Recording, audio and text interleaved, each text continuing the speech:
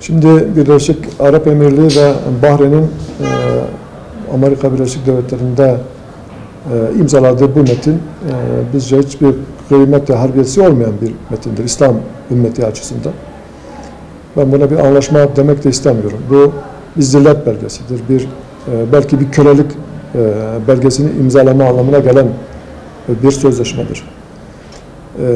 Maalesef İslam coğrafyasına hakim olan, İslam coğrafyasını idare eden yönetimlerin büyük bir kısmı kendi haklarından kopuk yaşamaktadır. Bahreyn halkı ve emaret halkı dindardır, mukaddesatine saygılıdır ve Siyonist rejimin yaptığı bu gaspı, yaptığı bu işgali kabul etmezler. Asla da etmeyecekler. İmanları bunu kabul etmez. Bizim Türkiye halklarının nasıl imanı ve gayreti bu işgali kabul etmiyorsa, İslam ümmetinin diğer parçalarının fertleri de aynı şekilde bu işgali kabul etmezler. Bir müddet belki koltuklarında oturabilmek için, saltanatlarını sürdürebilmek için bu tür şeyler olacak. Ama biz buna inanıyoruz ki bu işgal ebedi değildir. Kudüs'ü Müslümanlar birliklerini sağlayarak, aradaki ihtilafları bir kenara bırakarak bu işgale bir gün son verecektir. Geçmişte bu olmuştur. Biz bu ümmetin daha onlarca, yüzlerce Selahaddin çıkarabilecek potansiyele sahip olduğunu düşünüyoruz. Bu potansiyel bizde var. Bir gün çıkacak. Ama bu azmimizi, kararlarımızı bırakmamız lazım. İslam ülkelerini idare eden bu hainlerin gerçek yüzlerini mutlaka deşifre etmemiz lazım. Asla buna itibar etmememiz lazım. Direncimizi kırmadan, ümidimizi yitirmeden bu işgalin son bulması için ümmetin birliğini sağlayarak inşallah bu anlaşmaları, bu imzaları biz ümmet olarak çöpe atacağız. Uluslararası ilişkiler tek başına alacağınız bir kararla korsanlık yaparak yürütemezsiniz. Komşularınızla, muhataplarınızla bir masaya oturup sorunlarınızı halletmeniz lazım. Bugün belki ABD'nin ve Avrupa'nın bazen ortaya koyduğu bu eskilerin tabirle korsanlık yaparak yoldu bittiye getirir, de facto durumlar oluşturarak bir hak elde etme çalışmaları var. Biz uluslararası ilişkilerde asla güçlü olanın haklı olduğu tezini kabul etmiyoruz. Bunu mutlaka yıkılması lazım gerektiğini söylüyoruz. Hatta Birleşmiş Milletler'in bu 5 daimi üyesinin veto hakkının bulunması, onların istenmediği bir hususun ne kadar haklı olursa olsun yürürlüğe girmemesinin büyük bir sıkıntı olarak görüyoruz. Bunu yıllardır dile getiriyoruz. Parti programımızda bunu ısrarla vurguluyoruz. Şimdi Akdeniz'deki durum da şu. Uluslararası bazı sözleşmeler var. Türkiye bu sözleşmelere dayanarak Libya'yla bir anlaşma yaptı ve bu anlaşma çerçevesinde bir sınır belirlenmiş ve bunun ile ilgili Akdeniz'in altında ve Akdeniz'in suları içerisindeki o ekonomik durumu kendi lehine çevirecek bir şeyler yapıyor. Yıllardan beridir Avrupa Birliği'nin desteğiyle Güney Kıbrıs kendini bütün adanın tek temsilcisi olarak görüp diğer ülkelerle anlaşmalar yapıyor. Şimdi burada bir çıkar çatışması var. Biz Türkiye'nin Akdeniz'deki yapmak istediği bu anlaşmalar, Libya ile Kuzey Kıbrıs'la yaptığı anlaşmaların uluslararası sözleşmelere uygun olduğu, bunun diğer devletlerin de yaptığı rutin işlemlerden bir işlem olduğunu görüyoruz. Bu nedenle bunun sonuna kadar götürülmesi ve orada bu milletin, bu halkın ne tür hakları varsa sonuna kadar savunmasından yanayız. Bu özellikle Yunanistan'ın, Fransa'nın da belki kışkırtmasıyla yapmak istediği husus belki Türkiye'yi sıcak bir çatışma ortamına çekmektir. Yunanistan tek başına bunu yapabilecek durumda olmadığını herhalde bilir. Yani Türkiye tarihiyle, geçmişiyle, ekonomisiyle belki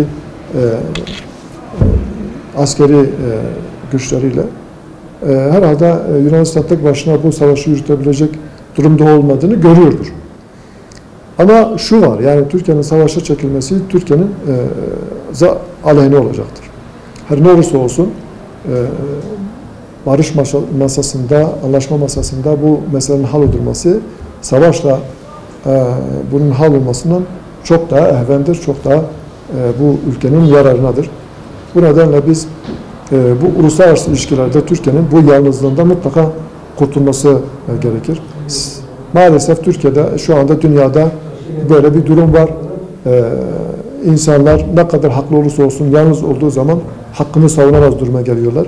Haksız duruma geliyorlar belki uluslararası arenada. Türkiye'nin mutlaka bu ülkelerden bazılarını yanına çekmesi gerekir. Ve alternatifler de vardır. Yani Libya'nın dışında Mısır'la alternatif var. Belki Lübnan'la bu işler yapılabilir. Hatta Suriye'de Akdeniz sahilinde olan birisidir. Bunu mutlaka Türkiye'nin bu alternatiflerin de önüne alarak Akdeniz'deki bu halkın haklarını sonuna kadar savunmalıdır. Şu anda görülüyor ki çok büyük ekonomik rant var Akdeniz'de. Zaten ısrarla Türkiye'nin üzerine gelmeleri ve Türkiye'yi yalnızlaştırmak istemelerinin ana nedeni de bu. Bunu Türkiye'ye kaptırmak istemiyorlar. Hakikaten Yunanistan'ın bu yaptığı ikili anlaşmalarla Türkiye'ye çizdiği sınırlar çok gülünç yani. Belki sıradan bir insana bile gösterseniz bunun adil bir paylaşım olmadığını ortaya koyacaksınız. Ben Türkiye'nin tezlerinin haklı olduğuna inanıyorum. Bu haklılığı uluslararası ilişkilerde de mutlaka tescil etmesi lazım. Bunun için de diğer ülkelerle ikili ilişkilerini düzenli hale getirmesi lazım. Sonuna kadar da bu tezi savunması lazım ve bu milletin haklarının takipçisi olması lazım. Emin olun dünyada Bitlis gibi tarihi dokusu olan, tarihi geçmişi olan ve enteresan özelliklere sahip kalesi, diğer tarihi yapıları olan başka bir şehir belki de yoktur ama maalesef Bitlis'imiz hak ettiği değeri, hak ettiği ilgiyi göremiyor maalesef. Bitlislerimiz var, kar sularıyla beslenen.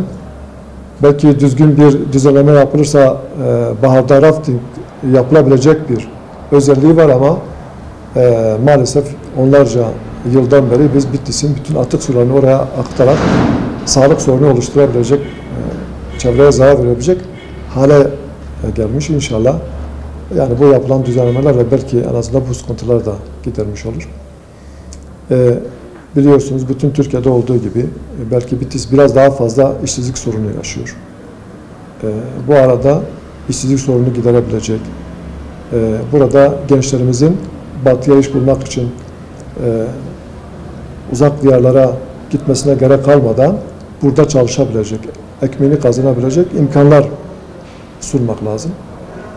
Maalesef Bitlis'te bu da yok. Yani gençlerimiz belli bir yaştan sonra burada ekmeğini kazanabilecek, maişetini giderebilecek bir iş bulamıyor ve batıya yöneliyor.